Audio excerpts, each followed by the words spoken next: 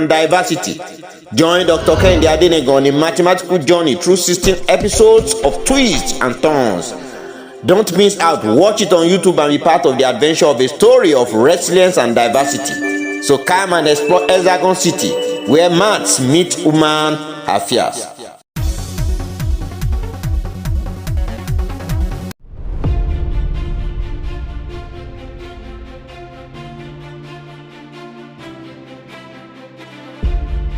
But on the contrary, King Alele-Williams would always share everything brought to the palace with the people in the zone and would beg them, saying, "One day, when it is better than this, you will all share fully in the dividends of our land resources.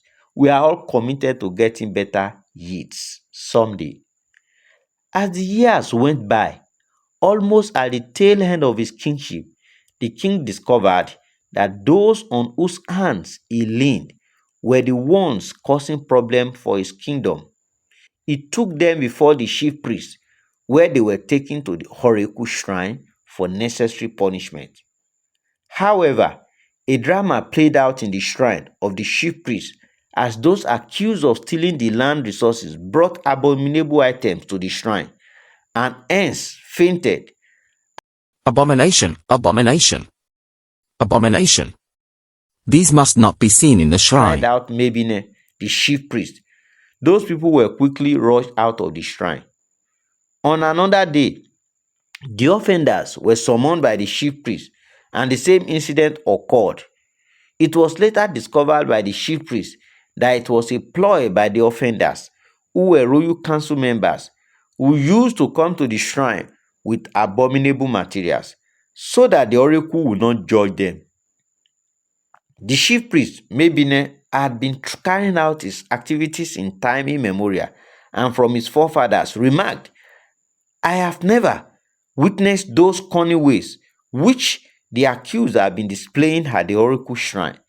When many of the citizens discovered that their city resources had been mismanaged, and the so-called royal council members were even selling to other cities with no candid action taken against by the chief priest, the people reported and protested.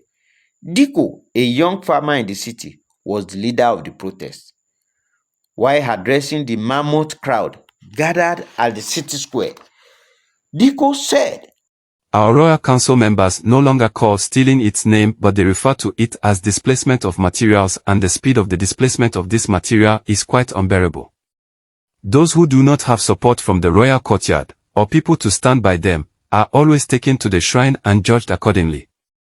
Those with minor offenses in the city had been given grievous punishment or killed, while those with grievous offenses would run to the shrine with abominable materials, in cunning ways to dissuade the chief priest from pronouncing the oracle judgment directly from the shrine.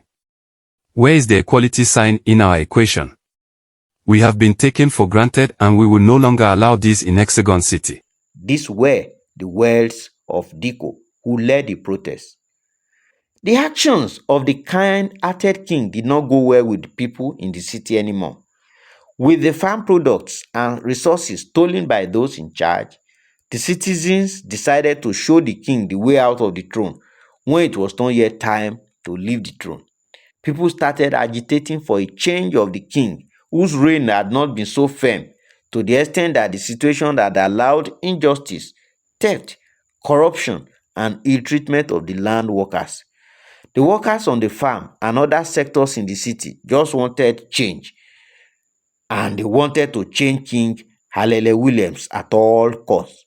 They began consultations and different moves to see that the king was changed, even when it was not yet time for him to leave the throne by the city rule.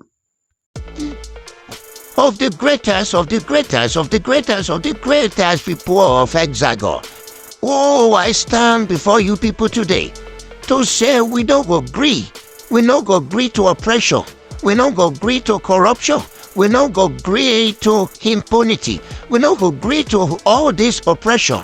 We have been oppressed, and we are depressed. We said no to bad governance. We said no to all this band leadership. This change is becoming unbearable in this our great city of Hexagon. No, we youth, we say we no go agree. We no agree that one. That one no concern us wetin they do. They punish us with everything. So we youth of Hexagon, we say we no go agree.